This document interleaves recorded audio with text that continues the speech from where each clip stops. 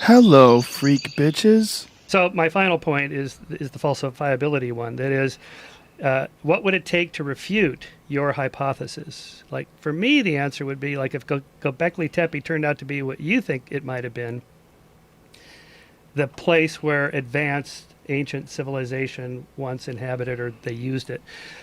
Where are the metal tools? Where are the writing, the examples of writing? Perhaps a decision was made not to use metal. Perhaps a decision was made that errors had taken place, that in reinventing civilization we shouldn't perhaps go down quite the same route as before.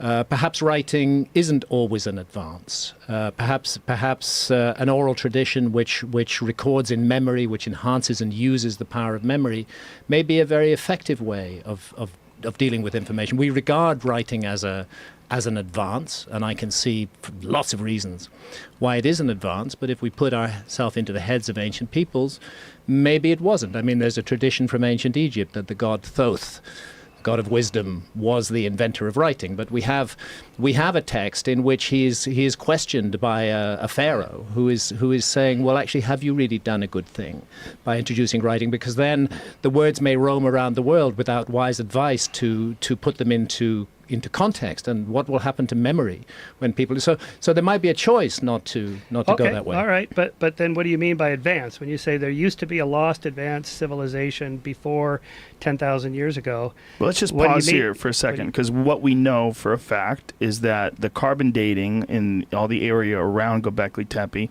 is somewhere around 12,000 years. Is that correct? 11,600 years ago is the earliest they found so far, but a great deal of Göbekli Tepe is still underground. Right, so at least what we know is someone built some pretty impressive structures 11,600 years ago. 7,000 years before Stonehenge. So when that story broke, this is long before you came along with your book, it was controversial in the sense that we thought hunter-gatherers could not do something like this because to do that you need a large population with a division of labor and so forth.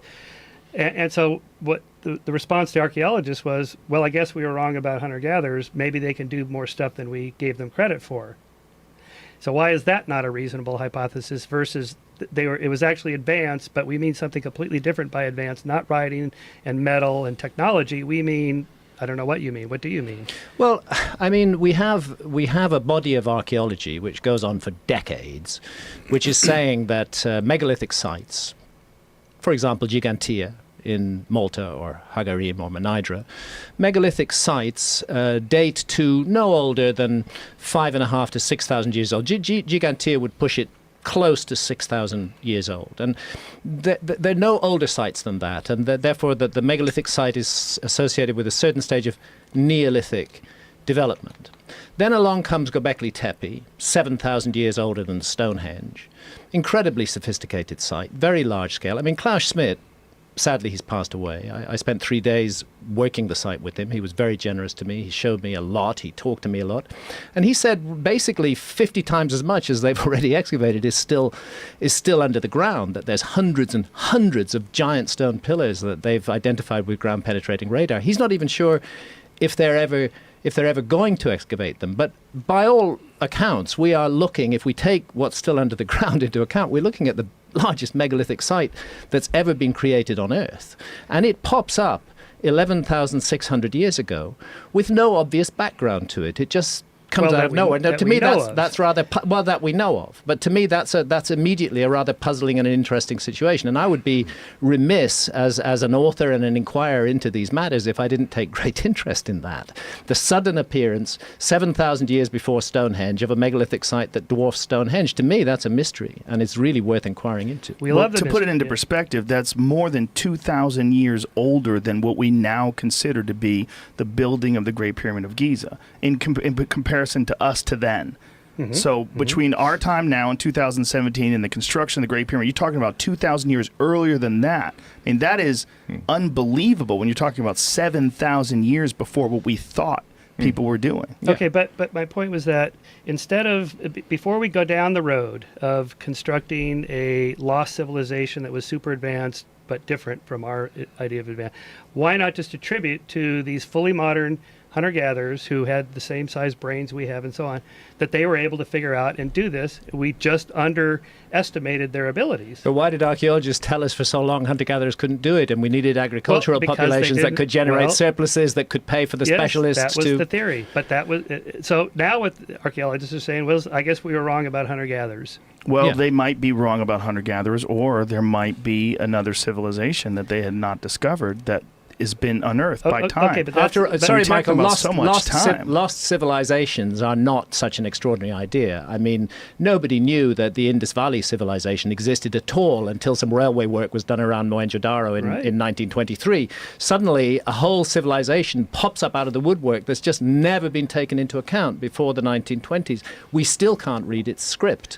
You know, the idea that we come across that another turn of the spade reveals information that causes us to reconsider not just was it hunter-gatherers or agriculturalists, but perhaps something bigger than this is involved. Or in between That's not such an extraordinary idea. I get it that mainstream archaeology doesn't want to go there, but that's my job to go there. I don't think that's correct. They would be happy to go there if there's evidence for it. By what you just said, they now fully accept the Indus Valley civilizations. How did that happen if they were dogmatically closed-minded? I don't say that they were dogmatically closed-minded about that. The evidence, the massive amount of evidence that came up with the discovery of Mohenjo-Daro, Harappa, Dholavira, and other such sites, it's very difficult. You have to be completely stupid to say that that's not a civilization. Göbekli Tepe is a bit more nuanced. You know, we have stone circles. We have some interesting astronomical alignments. The world's first perfectly north-south aligned building. Maybe. No, definitely. Again, that's a patternicity thing. Well, I'm citing Klaus Schmidt. Well, that's all right. But any of us who read back into history 10,000 years ago, what we're thinking, that they might have been thinking, that's always dangerous for anybody, not just you, all of us. That's a good point. Who is Klaus Schmidt? Klaus Schmidt was the original excavator of Göbekli Tepe. He was the head of the German Archaeological Institute, DIG, at Göbekli Tepe. He kindly spent 3 days showing me around the site. And really nobody's disputing the astronomical alignments of Göbekli Tepe. They weren't particularly interesting to Klaus Schmidt, but they're there. And what is the alignment? Like, how is it established? Well, when you have a perfectly north-south aligned structure, perfectly north-south, to true north, not magnetic north, then you are dealing with astronomy by definition. And there are other alignments of the stone circles. True north as established today, or with the precession of the equinoxes? True north when you're is talking always about true 12, north. Okay. It's the rotation axis of our planet. Okay, so it to this day, it points exactly in the same place where it was pointing. It always points to true north. Yeah. Okay. Yeah. But back to this, they don't want to go. Sure, they want to go there. They would be happy to go there. Case in point, 2 weeks ago in the journal Nature, the most prestigious scientific journal in the world, there was published an article that humans or maybe Neanderthals lived in San Diego area 130,000 years ago.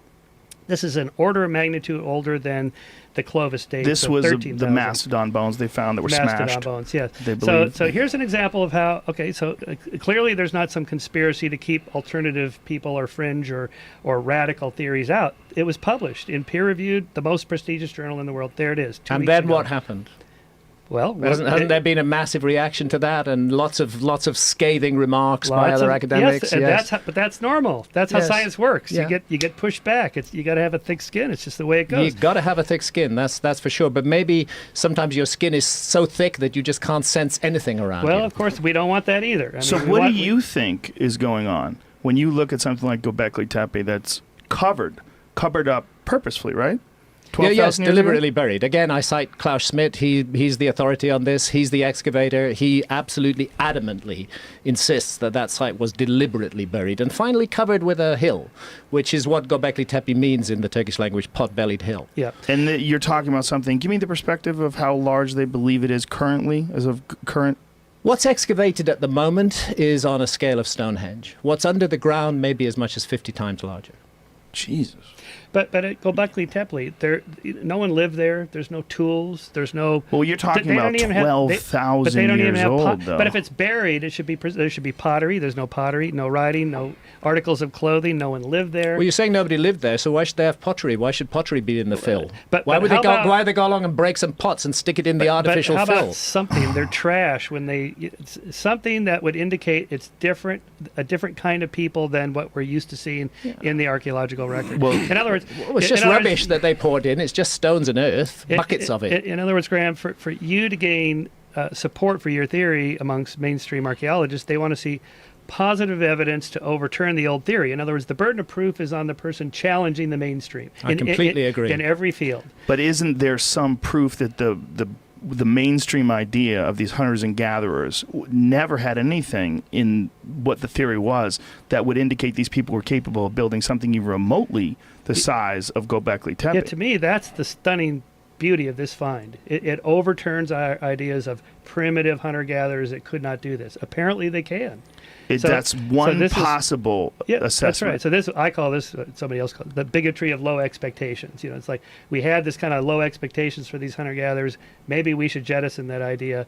And in my own other field of the history of religion, it also threw that off because this apparently was a kind of a spiritual, religious. That's the wrong word. They wouldn't have used. Actually, nobody can know that. That's right. So, but if it was, this is the big National Geographic article emphasized that maybe this is the very first religious spiritual temple ever built because they didn't live there, so they went there for a reason. Isn't it also possible that this is signs that civilization was more advanced 12,000 years ago than we thought?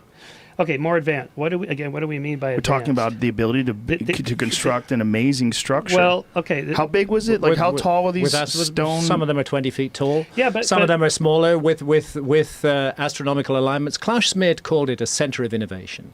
He was intrigued by the way that agriculture emerges around Göbekli Tepe at the same time that Göbekli Tepe is created. I mean, he went on record with me, perhaps he's not right, but he went on record with me as saying that was the first agriculture. These were the people who invented agriculture. Now, to me, the notion that a group of hunter-gatherers wake up one morning and invent megalithic architecture, the world's largest megalithic site, and at the same moment invent agriculture, stretches credulity a bit. And I think I would prefer to propose, and I have proposed, that what we're looking at is evidence of some kind of transfer of technology, that people came into that area who had other knowledge, and that was applied, and perhaps they mobilized the local population around this site. Perhaps that's precisely why we see agriculture developing there.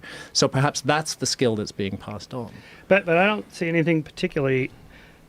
Okay, the stone work is spectacular, but that's not any more advanced than a few millennium afterwards. But you're talking about something 20 feet tall, made of stone, but we know by people that were hunter-gatherers? But a couple hundred people can move multi-ton stones. There's no mystery in moving the stones. They're still moving 20-ton stones in Indonesia today. I mean, megalithic cultures still exist. You also know that the carving on the outside is extremely complex. It's three-dimensional carving. Okay, but I mean, but you know that means. But do you know what that means? But Lascaux at 30,000 years ago has magnificent cave paintings with three-dimensional animals. But that's painting. You know that you know. Hold on a second. Yeah. Do you know what I'm saying when I say three-dimensional carvings? Yeah, like the Venus. No, the carvings were on the outside, meaning they didn't carve them into the rock. They carved away the rock around them, which is pretty sophisticated stuff for hunter-gatherers. And they're doing this on these 20-foot tall stone columns. I mean, it's pretty impressive stuff. Okay, but there the assumption is that they couldn't have figured this out. We know from modern societies where, say, Australian Aborigines, in one generation, they go from stone tools to flying airplanes. The brains are quite capable of doing these amazing things. Did they go from stone tools to flying airplanes without somebody introducing them to airplanes? Yeah, you're actually making his argument for him. No. It's not that much of a reach to carve stone. People have been carving stones for thousands of years. But the entire archaeological opinion on megalithic sites for decades before this was precisely that it was beyond their ability to do that. And now the mainstream has changed its mind about this. Or at the very least, shift. Let's pause for a moment. Let's pause for a moment. So, for sure, we all agree human beings made this. Yes, not aliens. Okay. He rejects the aliens. So the argument is not whether or not aliens made it. The argument is whether or not humans made it that were sophisticated. Well, they're clearly sophisticated enough to make this incredible structure that is some sign of some sort of civilization. I mean, I believe so. Yeah, it is. It's a gigantic structure. I agree with Graham that we've again undersold who these people were. My friend Jared Diamond goes to Papua New Guinea. He talks in the opening chapter of Guns, Germs, and Steel, how smart these people are that live out there in nature and what it takes to survive. He wouldn't last an hour. From L.A., he wouldn't last an hour with his Papua New Guinean friends out there in the wild. Well, that's And that- because he doesn't know how to survive, and they've been and they passing do, down right. the information That's right. for So generation they're after very, generation. very smart. Okay, so it's not Sure. it's not a problem of intelligence. And is there? Okay, so here's the other thing we don't know is that there might be lots more of these sites, and where there's There are. I yeah. visited one of them, Karahan Tepe. You've got the T-shaped pillars sticking out the side of a hill in a farmer's backyard. I mean, I think we're actually at the beginning of opening up this inquiry, not at the end of it by Okay, any so means. but then before you, okay, why not just say we don't know? This is a spectacular mystery and leave it at that. Right? Why write a book that Well, says you guys on I'm the going to fill in all the gaps? You with guys this? on the mainstream side won't speculate and won't explore. I don't claim to be an archaeologist. I'm not a scientist. I'm an author. It's my job to offer an alternative point of view and to offer a coherently argued alternative point of view. And I must say, Göbekli Tepe strikes me as a gigantic fucking mystery, and a mystery that is worthy of exploration from a point of view that may not satisfy you. Oh well, it doesn't. You don't have to satisfy me. You and your colleagues, and I certainly don't have to satisfy you or them. That's not my project. But like your opening chapter with Schmidt, I thought I really loved the kind of conversational style you had with Schmidt in the book, where he's dialoguing, where Schmidt goes and look at this, and then he says, but what? Wait, what's that again? Now he's like a little bit like Columbo. Like wait, I have just one more question, and the mystery kind of thickens. That's perfectly okay. That's great. I mean, that's what science is all about, is uncovering mysteries that we then have to figure out. So there's always more mysteries, but that doesn't mean that's not positive evidence in favor of a particular theory like a lost civilization. It's just we can't explain this. Full stop. Yeah. We certainly can't explain it, and you can't explain it by saying that we underestimated hunter and gatherers either. Well, why not? We know they made it. Whatever you want to call them. Well, we know humans made it. That's right. We know humans made it. So whatever you want to call them. But why do they believe that people were only hunters and gatherers 12,000 years ago? It's because they didn't have any evidence to the contrary. Right. This is evidence to the contrary. I agreed. So you agree that there weren't hunter and gatherers? Okay. But there's several stages in between. Just 12 people living out in the jungle by themselves versus us. There's like a whole bunch of different. Well, I would say that Göbekli Tepe is a gigantic stage. Well, we don't. Okay, they didn't live there, so we have to figure out where were they living and what was there. So that has to be excavated. Well, they only excavated 10% of it, right? And meanwhile, what you're saying is that we shouldn't speculate at all, because mainstream archaeology is speculating. Mainstream archaeology is speculating when saying it's definitely was hunter-gatherers who did this. That's also a speculation. That seems more of a reach. Okay, but not okay. They may be more than hunter-gatherers. They may have been partially settled. You can have any kind of number of states. But what you can't apparently have is the possibility of a transfer of technology from people who were really masters of that technology already when they came in. But where are these people? Well, you're dealing with an where incredible. are their homes? 12,000 years ago, That's their a long fingerprints are time. there. Let's find their homes. I don't know that their homes matter. Would their homes even survive after 12,000 years? Well, homes. I'm not sure. They're trash. But what they're survives? Tools. They're something. Well, what Screw would be, trash and tools. We've got Göbekli Tepe. It confronts us. It challenges the mainstream model. I think it's reasonable to consider the possibility that there was something more than just hunter-gatherers involved here in creating this extraordinary place. Okay. And that's all I've done. It seems to me that to say hunter-gatherers could build this, wouldn't be opposed to the idea that they're hunting and gathering, but it does certainly imply a lot of leisure time. Yes. A lot of leisure time. Well, we know hunter-gatherers. Oh, sorry. It's okay. It was like. Well, again, if we place this back, particularly within that climate zone at 11,006 to 12,000, 13,000 years ago, whatever it turns out to be, we're dealing with an extremely demanding and challenging climate, which wouldn't necessarily, to my mind, be conducive to the emergence of a settled culture that would be capable of undertaking a project on this scale. And as somebody who's built a lot of things and moved quite a few heavy weights in my time, I find it the idea sort of perplexing to me that they would be. What I would have to ask is, what is their motive? What is their motive for undertaking a project on this scale? Because it's an enormous project, and to move a 20-ton block of stone is really a challenging task to undertake Today. Well, without the infrastructure of large machines and so forth. But to do it by hand it would be an enormous undertaking. And I, to me, it's like, when are they having time to hunt and gather when they're engaged in a project of this scale? But we know hunter-gatherers have way more free time than modern society people do. That's the one thing we've learned, is that it's a pretty good way to make a living, actually. They have a better varied diet than we have. This is the Neanderthal diet, right? They have a better varied diet and a lot more free time. Yeah, but that's within and a lot less stress. We knew that all along about hunter-gatherers when Right. we were saying they couldn't build megalithic sites. But we're So they have looking the at time. a They have the time time to do it. where the environment is undergoing rapid changes, to which adaptations would be extremely challenging. And we know those changes are going on all over the planet. We know that sea levels are rapidly rising over a period of a few thousand years, from a sea stand low of about 400 feet up to the present level. We also know that biotas were shifting dramatically all over the planet. The effects of the Younger Dryas were global. Pretty much that is, I think, the emerging consensus now, that both hemispheres, north and south, were being affected by the climate changes of the Younger Dryas. So what we're doing is we're placing this phenomena, this project, within this context of these extremely challenging times in which, adaptation to the environmental changes could easily be the all-consuming challenge of the times. I'm just finding it difficult to imagine a disconnect, to see this disconnect between a project of this magnitude and the motive for doing it during a time when obviously the environment could be posing serious constraints upon people's ability to function in that. Well, Randall, we don't even know the motives of the Easter Islanders and No, we why don't. they raised these huge, but we know they did it.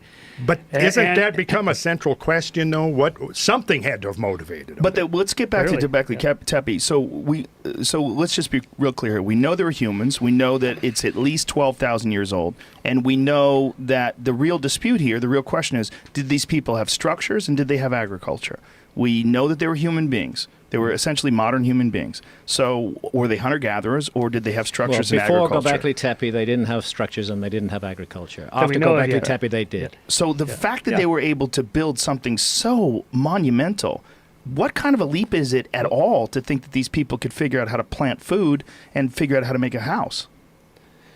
Well, I mean, again, if you look back 30,000 years, 40,000 years to these cave paintings, these are pretty sophisticated. Yeah, beautiful. they are. Clearly, they had abstract reasoning. They could think from the concrete to the abstract and so on. It's not a big reach to go from that to moving stones around. I'd say there's a big difference between painting and engraving on cave walls. I don't think so. And creating, to me, the painting is even more and creating sophisticated. the largest megalithic site that's ever been built on Earth. Wait a minute. I think there's a huge difference between those two. I mean, nobody would compare the construction effort on Stonehenge or Gigantea with cave paintings. I agree with you. The cave paintings are magnificent. I've had the privilege to visit many of the painted caves. Stunning work. And as Picasso said when he came out of Lascaux, we have invented nothing. Right. I mean, they were Right. that was that modern human mind, symbolic mind at Right. work there. But this is another matter. This is a large-scale construction project that's going on. And it's not just a construction project. It's not like huts.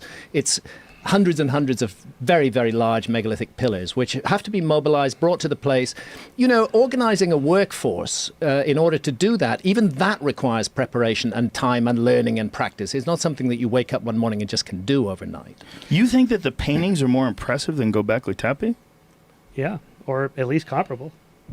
I think that's absolutely ridiculous.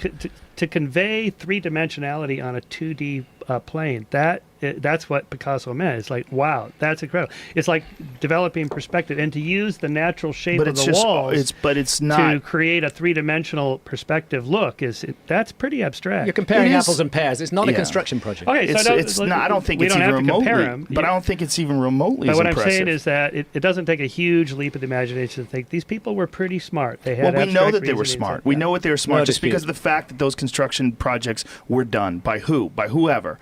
We know that they were smart. Whoever built Göbekli Tepe was clearly intelligent. Whoever made those 3D carvings, clearly they were intelligent. But to think that someone drawing on cave paintings is more impressive than erecting 20-foot stone columns with three-dimensional carvings on them of a lot of animals that weren't even native to the region.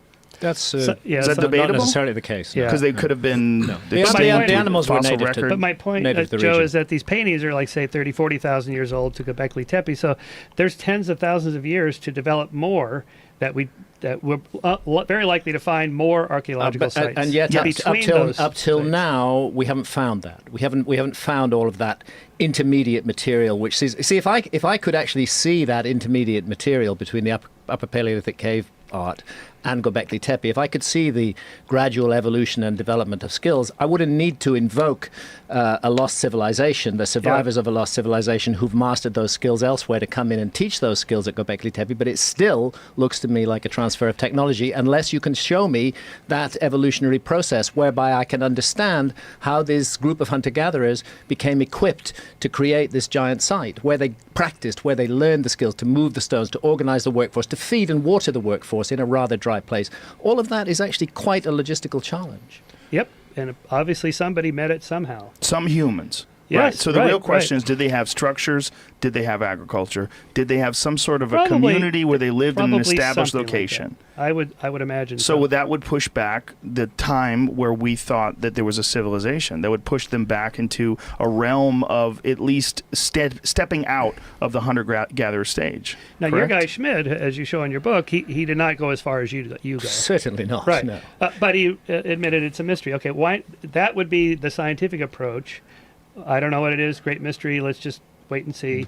Versus, I'm going to postulate a lost civilization. Nothing wrong with that, Graham. It's a free country, and scientists do this all the time, as you've mentioned. There's this- a rather humorous thing, which I have to say. Actually, I might even ask Jamie to pull up the couple of images of Fingerprints of the Gods. That's the book I'm best known for.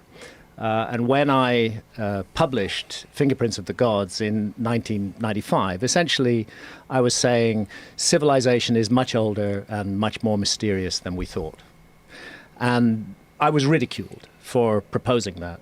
2013, one of the magazines that ridiculed me, New Scientist magazine in Britain, publishes as a cover story picture of Göbekli Tepe and the headline, civilization is much older and much more mysterious than we thought. Fair enough. Okay, fair enough. And scientists do this. I mean, I've followed paleoanthropology for my whole adult life. And one of the big mysteries is, how did we get a big brain? How did we get to abstract reasoning from say, what chimps can do?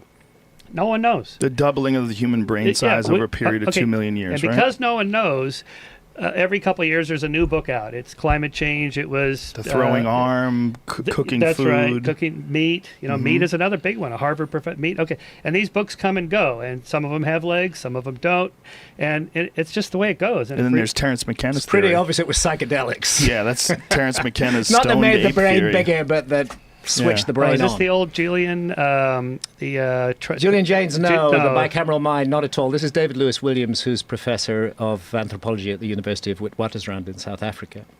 His neuropsychological theory of cave art, all kudos to Terence McKenna and Food of the Gods.